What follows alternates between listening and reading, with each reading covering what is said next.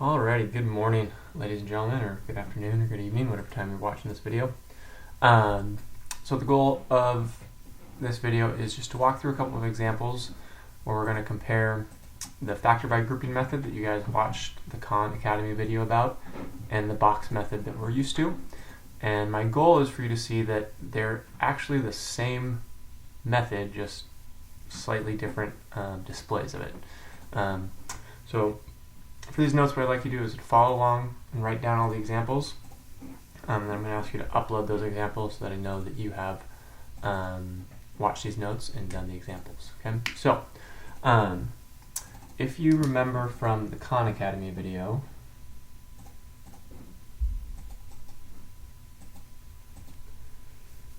with Mr. Saul Khan, what you guys looked at was the quadratic 4y squared plus 4y minus 15. And so what I'd like to do is just walk through this example again, going side by side with factor by grouping and the box method so we can see the similarities and see where the box method really is factor by grouping. Okay, so we'll do them side by side. We'll do factor by grouping.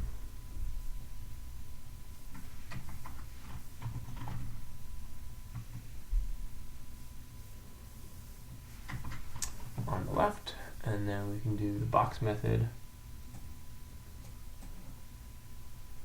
on the right.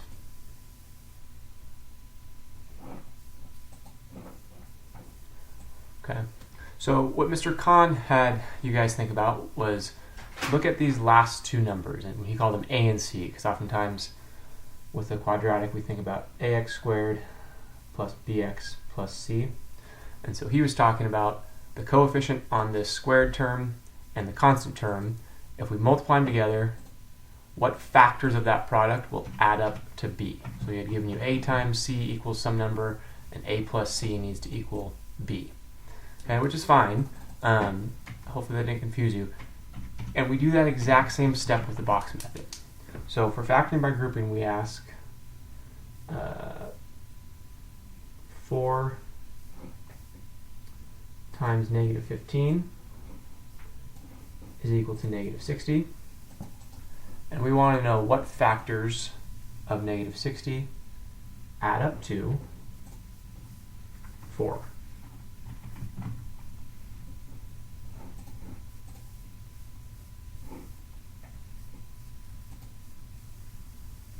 Okay. Now, this is the exact same first step as we do with the box method. You recall, we draw our box.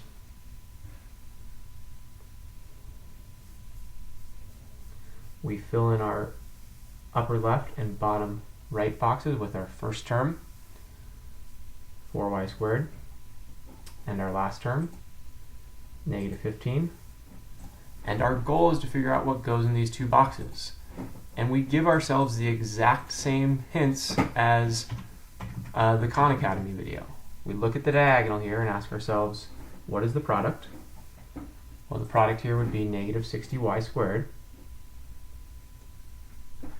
And then we tell ourselves that this missing diagonal needs to have this product, but it also needs to sum to this middle term, 4y. This is the exact same process that we're doing here, is figuring out what things multiply to negative 60 and add to 4y. So in the Khan Academy video, what we figured out was that those numbers were, 10 and negative 6.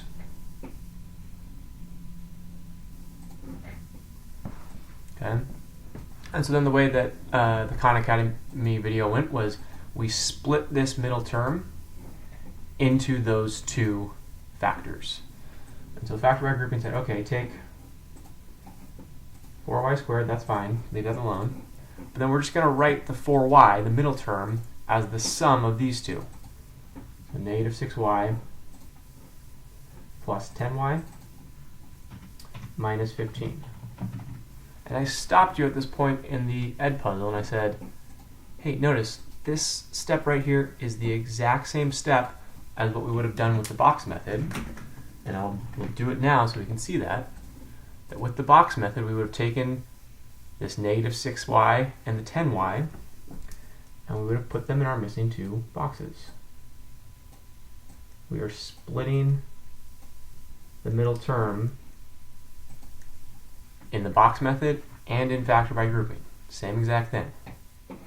Now, with the factor by grouping method, what we then did was we looked at these two groups, the first two and the last two terms, because now we've gone from 3 terms to 4 terms, and we started looking for common factors. So for 4y squared, we noticed, for 4y squared and negative 6y, we said that was a 2y. So we pull out a 2y. And then what was left, when we factored out a 2y from a 4y squared, was a 2y. And then from the negative 6y, if you divide out the 2y, you get a negative 3. Now, we've factored out the greatest common factor from 4y and negative 6y. Where else have we seen that? Oh, right there. That's the exact same step as with the box method when we're looking for our common factor along this first row. Same thing here. We notice that there's a 2y in common, so we write that along the edge. The difference here, though, is we don't immediately end up with this 2y and this negative 3 when we divide it out. We have to wait a second until we see this part. Okay, so right now we're just factoring out this 2y. So then we do the same thing with these second two terms. 10y and negative 5 have a common factor of 5.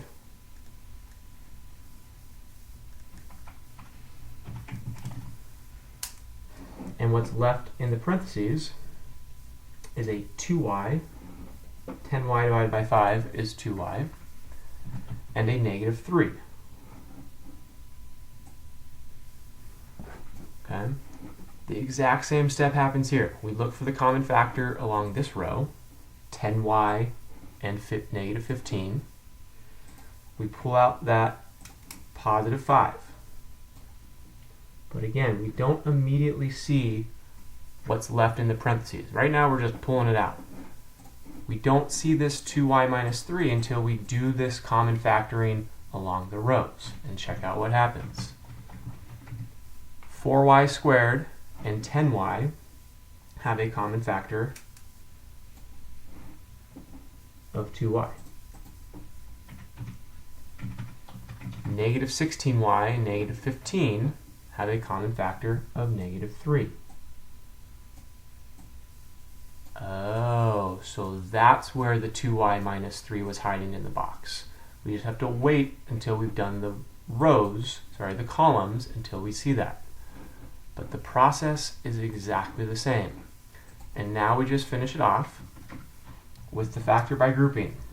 We notice that both of these terms now have a 2y minus 3.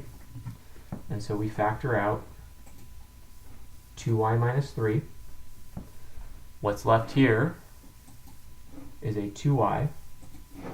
And what's left here is a positive 5. With the box method, we just take our binomials from the side and the top, and we end up with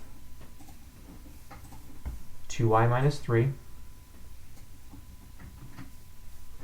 times 2y plus 5. So not only do they get us to the same two factors, but they use the exact same mechanics. The box method just kind of organizes it a little bit different than factor by grouping. But the exact same thing is happening. We are splitting this middle term, and then we are taking out the common factors, and what's left is another common factor. What's left is this common factor that's going to be the same. Okay? So the factor by grouping and box method are two names for the same thing. Okay? So I'm going to walk through just one more example like this, but I'm going to do it a slightly different way where we're going to see, okay, what happens with factor by grouping if we switch the way that we split the middle term. Does that make a difference on where we get to? Okay, so the example we're going to look at is called example 2.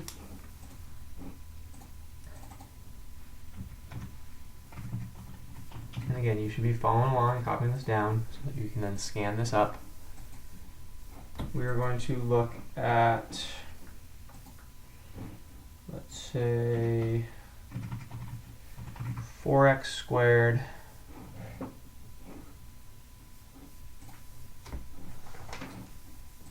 minus 5x minus 6, which I believe was an example from a previous video you guys watched, so maybe this will feel familiar. I'd like to do the same thing where we go side by side with factor by grouping and the box method, so we can kind of see the parallels.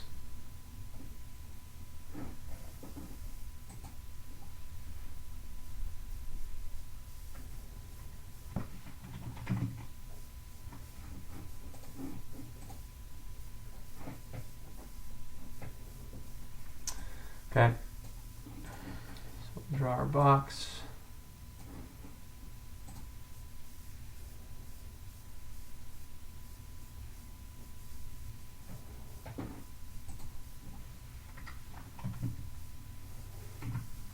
For factor by grouping, well, for the box method, let's go ahead and put the 4x squared, the negative 6, where they go. Again, with the box method, the first questions we ask are the same two questions we ask of factor by grouping. We look at these last terms, and we say that, okay, this multiplies 4 times negative 6 is negative 24. And we're looking for factors of negative 24 that add up to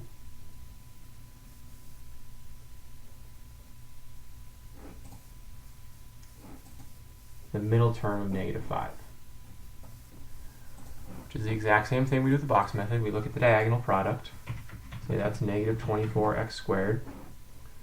And so this missing diagonal needs to multiply to negative 24x squared and then add up to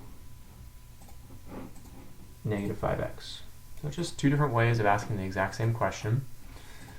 And hopefully we can recognize that the factors of 24 that will give us a negative 5, well, if we're multiplying to a negative number, one's got to be positive and one's got to be negative. And so I think the two that'll do it are going to be a negative 8 and a positive 3. Do a quick check. That'll add up to negative 5 and multiply to a negative 24. Okay. And so with the factor by grouping, we would immediately split this middle term into these two factors, and so we'd have 4x squared. The negative 5x we're going to write as minus 8x plus 3x. Okay, I'm not changing this, I'm just rewriting how it looks. Okay, negative 8x plus 3x is still negative 5x. I'm just rewriting it. Minus 6. And then of course with the box method, we do the same exact thing. We split this middle term along this diagonal. We write this as a negative 8x and a positive 3x. With factor by grouping, we look to these first two terms and ask ourselves, what is there in common? Hopefully we recognize a 2x that is in common. So we'll write the 2x. 2x. What we get left in there would be a 2x and a negative 4. 2x times 2x is 4x squared. 2x times negative 4, negative x. Over here, same deal. Looking at this row, 4x squared and negative 8x have a 2x in common. Write that along the side. With our second group of two, 3x and negative 6, those two terms have a 3 in common. dividing out or factoring out that 3.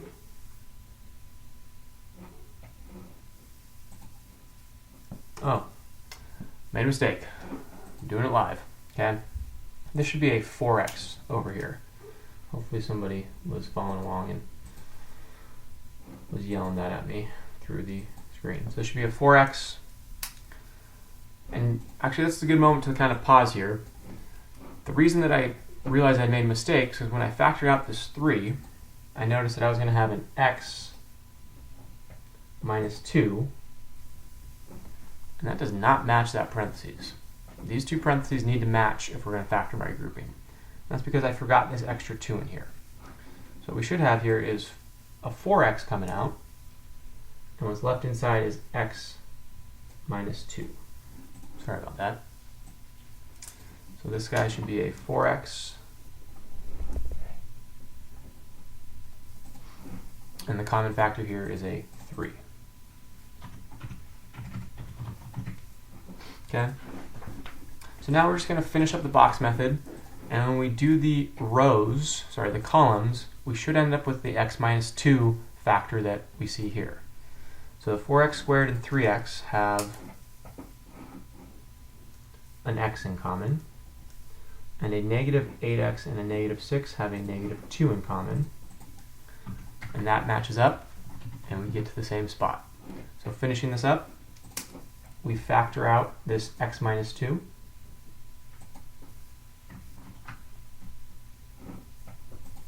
leaving us with 4x and a positive 3. And we see here that we end up with the same two factors. From the top we get our x minus 2, and from the sides we get our 4x plus 3. So that's factor by grouping and the box method. Okay, so make sure you follow along with these notes, and you're going to need to take a quick shot of them with Cam Scanner and upload them so that I know that you followed along. And then your assignment that's going to be associated with this, I'm going to ask you to work some problems and do each problem both ways. Okay, getting comfortable with both ways, and ultimately you need to make the decision after we've had some time to practice which of these two methods you like the best, because you're going to have that freedom moving forward in your math careers to kind of figure out what factoring method works the best for you.